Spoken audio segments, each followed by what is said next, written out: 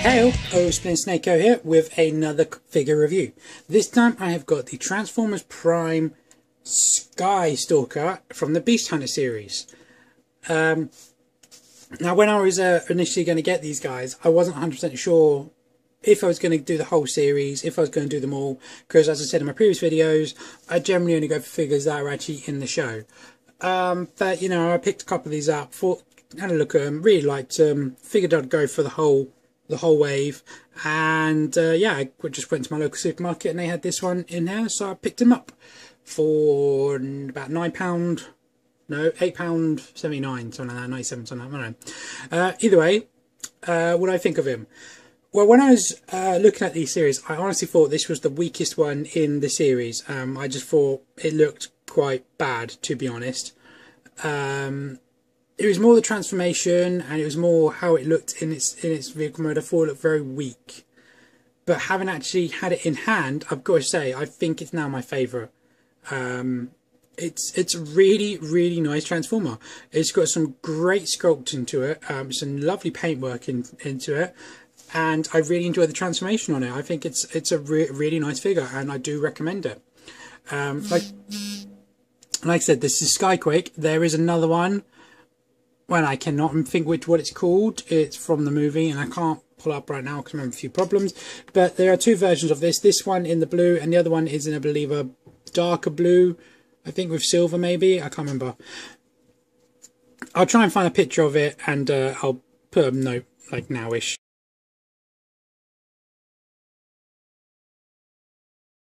With a picture. Anyway, onto this guy. He's got some really, really nice sculpts to him. The head's a pretty decent sculpt. It's nothing like really like, wow, that's amazing. But it is quite, it's quite nice, you know. It's, you can see really, really far. You can see it's got some nice like little ridges and that, and teeth are in there. His mouth doesn't close any further than that, unfortunately. That's as far as it goes. Why is that not focusing? Blurry. There we go. But he's got some sculpts in the horns. These are, of course, a softer, not much softer, but they're slightly softer rubber. He's got some nice sculpt in the wings here, and there's also like this kind of like marble-ish kind of effect. Something similar they did to Rip Claws, the green one. I think it's Rip Claws, with the bronzy kind of thing. Doesn't really come off that well. It looks just a bit more splodgy.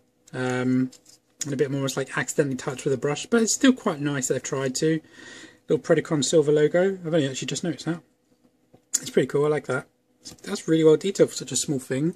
That is about ½ centimetre across. No, nice detail going throughout it. Bit of a turbine there.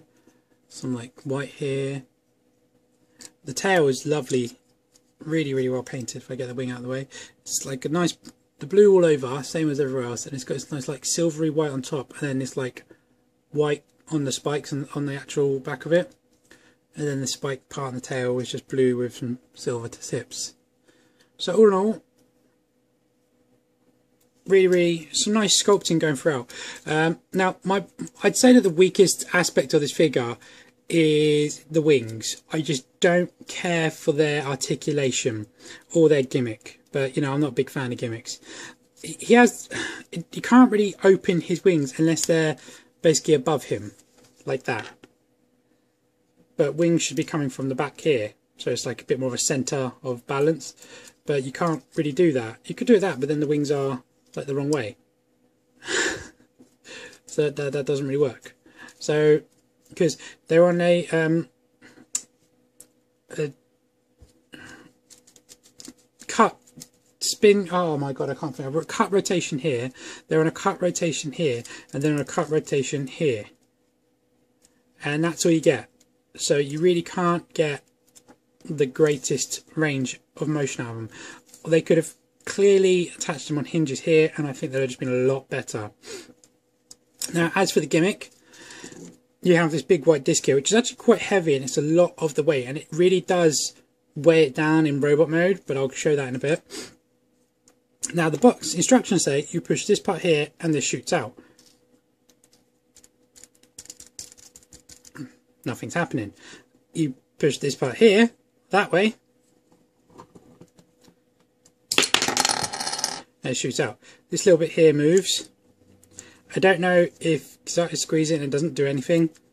That actually doesn't move at all. So I don't know. But you put your hand in and you push that forward and it does shoot it out. And this is what you get. It's got some like, I don't even know, maybe it's not even like circuitry or anything. It's kind of weird. It's like the same kind of thing. They're very peculiar, but I don't care for them. And they're quite thick plastic, so they've got a bit of weight to them. And for such a flimsy, light figure, they do cause problems. They just slot back in there. You put the small disc in this little groove here, and clip. Sorry, and it just clips. And it holds itself, you know, you can actually hold its own way up. So they're pretty good. Other articulation it has in beast mode. The head is on a hinge there, so it can go up and down. It's also on a cut here, so you can rotate it around. It's also on a pivot, so you can go all the way down to there. Touch its own chest really. And then the jaw opens to there. So really far. So that's pretty cool. The shoulders are on balls, they can go around 360. The elbows are on a rotation above there, and they can extend to there, and then the claws are on a ball, but actually in the right position this time, opposed to the yellow one, who I can't think what his name is. Vertebrake, I think it is. So they're great ball, great range of motion there. Back ones are on rotation. They're on a teacup ball, so they can go down. You've got a bend here, and a bend here. And that can point all over the places, so you can get a great range of motion there. The tail, there's a waist cut, so you can go full 360 there, and the tail is even on a double hinge, but that's mainly more to the transformation. Speaking of, let's transform him. So to transform him, you need to line up this groove in the wing here with the shoulder part there, and then you need to raise the shoulder point up and then bring the wing down. So then the wing is now in the center, or the shoulder joint is actually in the center of that. Well, I've got some glare going on here. So same on the side, line it up, lift the arm up, bring the shoulder down. So now the shoulder can rotate fully 360 degrees around the actual wing. You then need to arch the back out like that. Get the wings out of the way. Once you do that, you then pull this part forward. It doesn't go far that much. I was expecting to come far a lot further. You want to accordion the neck down. It's kind of hard to show on camera, but gone down, not much. Then bring the head open all the way. Then put the bottom jaw down all the way and close the chest back up. Bring the face down to reveal the face. The hands, you need to open the claws as flat as you can. Rotate the hands around and like that. So basically the hands want to be in the same kind of thumbs down, but because then see this little tab here, it's going to peg into just there. It's quite hard to line up though. And there's your hands. Same on the other one. Rotate that round, line them up together. Peg that into there. Let's get his wings out of the way. I said the wings are very loose. So that's the weight of the thing I was telling you about. Without that, it's still quite loose actually, but it's better. Okay, you then need to accordion the tail up. I didn't do size comparisons, I'll do that when I put it away. That goes all the way up to there, and then you want to, if I show you these two silver discs here, they go together, which clamps the whole hinge together. Now my right one is quite loose, my left one seems to be very tight, and I'm going to have problems undoing that later, just warning. Fully extend the legs, grab this little bit here, pull that out for a heel spur, and then you can take off his little spike bit on his tail, and then there's a little groove just there, which goes in that little cup just there. And that's his weapon, along with his wing disc things. If you put the wings out the back, he's very back heavy and he will fall over. what I generally find it easy to do, and it likes to do, is just put them down by the side, put them all flush like that, and they should, there you go. You see that the balance now is at the lower, his centre of balance is now at the bottom, so he's not so top heavy and he doesn't want to fall over. I don't think it looks as good, but like I said, these discs are quite heavy. If you take them off, then you could probably pose the wings a bit more. But all in all, I really do like that, and I think that looks really good. And his robot mode, his face is kind of weird. It's got like these little fang things going out of it. Come on, see there's these two little fangs. I don't know if they're supposed to be like teeth inside his head, but you can still get a pretty decent range of motion from that. You can't go full 360, but you can go pretty good. The shoulders, as I said, full 360 degrees around, bends at the elbow, 90 degrees, full rotation around at the elbow, nothing in the wrist, unless you unclip that and you could probably bring it forward a bit. Or maybe not that one because it's got something in it, but you could probably do that, but then you have to have that hanging out. Sorry, I'm all blurry. The wings are still fully articulated, so you can bring up these to have the guns facing, if you so choose. You've kind of lost the T-cup, the waist cup, kinda, because of the tail, but if you bring the tail down a bit, then it's back in.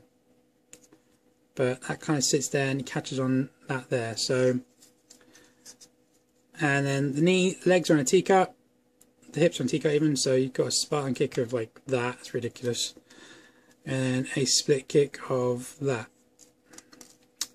He's got a rotation, an upper thigh from there to there, nothing great. And he's got a bend in the knee to there, second bend in the knee to, well, there, so right down. And then ankle can go all the way down to there, all up to there, and this can go from there to there. So that's pretty much all of his articulation. Right. Can't get him to stand up. Really not a fan of them discs. I think they're the biggest letdown. But it's a gimmick, and I don't like gimmicks. So we know this. Now, size comparison. I have actually just transformed everything into a robot. Into a beast to show you the beast one, but then I forgot to do it. So what I'm going to do is I'm going to pause this, transform him back into his beast, show you the size comparison, and then I'll do them all. Back in a sec. Okay, and we're back. Size comparison. So here we have him next to Vertebrake. I cannot remember. I think it's Vertebrake. Vertebrake, as you can see, is quite a bit bigger. And here we are next to Ripclaws. Ripclaws has the height. He's definitely the scrawniest of the three so far. And if I put him over here and bring in the Q. Yeah, I'll take his tail off. Can't get him in shot with his tail on. This is like my custom neck job, but you know, generally you're going to get the aesthetic of what he looks like. And now back to robot mode. Okay, and we're back. And as you can see in size comparisons, he is the tallest of the three, minus his wings. But again, Predaking's up there. So you can see with size comparison, looks very good in scale with the others. So let's get these guys out of the way. Tell you what, it's the one thing I find about reviewing Transformers. Someone fell. You spend 20 minutes transforming around just to show someone like a 2-second clip. It's just, ugh. Anyway, like I said, the detail on this guy's got a really nice chest plate here. The pretty decent face sculpt. All in all, I do think this is a really nice one, and I do want to get the variant version, which is a simple repaint, but you know, the body's used for a different character, which is fair enough. I think the Transformers do that. It's fine. I think if Transformers Animated had the same kind of build for like multiples, like Wasp and Bumblebee were the same characters, with the same bodies. Ironhide and Ratchet, I think they were as well. So it's pretty funky. Yeah, really good. Like I said, he's got the shotgun of the articulation. The only thing really to do is to show you how to transform him back. You can, like I said, still use his gimmick in robot mode, if you so choose. You can't bring these forward because they just can't go past the shoulders, as you can see. So you can do that, which I think looks quite epic actually. That's quite menacing. But now he's supporting his own weight. How about that?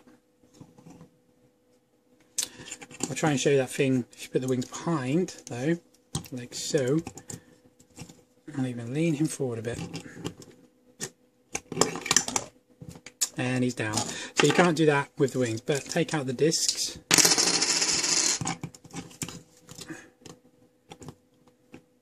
Even use his tail as a prod.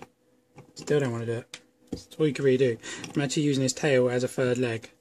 So, anyway, to transform him back, bring the chest forward, accordion the whole neck up, grab the head, put it to the top of the mouth, close the jaw, close the chest, arch the back, whole chest, arch backwards like that. So you see that going down. Make sure the spine is flush.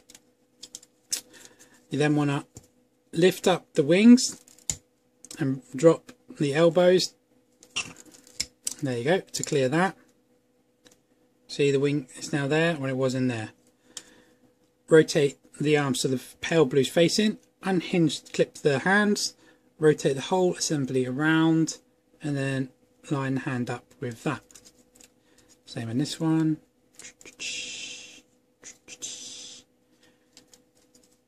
Right, this is where you're going to have fun if you're like me. You need to split this part here and slide them out. As I said to you before, this one is very loose, and this one I tried doing this a minute ago and the leg popped off. That's not good. Now you see there's a big gaping gap here. Accordion the tail all the way around, and that then comes down and kind of pegs. It doesn't really peg, kind of just frictions into this gap, but that is very loose, that one. Not happy about that. Accordion legs down, collapse that, face the foot down. Like I said, one of the gripes I have about this figure is his joints are quite loose, but it's quite an easy fix. Just a little bit of glue in the right places, a bit of patience, a bit of working, and that's not a big deal. And there we have Skystalker back in his beast mode. Like I said, he's a pretty decent little like dragon thing, and I do really like him, and I'm very happy that I've got him to add to my collection, and I'm just going to keep getting more and more and more. So there you go, guys. That's my little review for I keep on saying Sky Quake for some reason. That's my review for Skystalker. I hope you guys liked it. As per usual, please leave your comments below, please subscribe, and I will catch you guys later. Bye bye.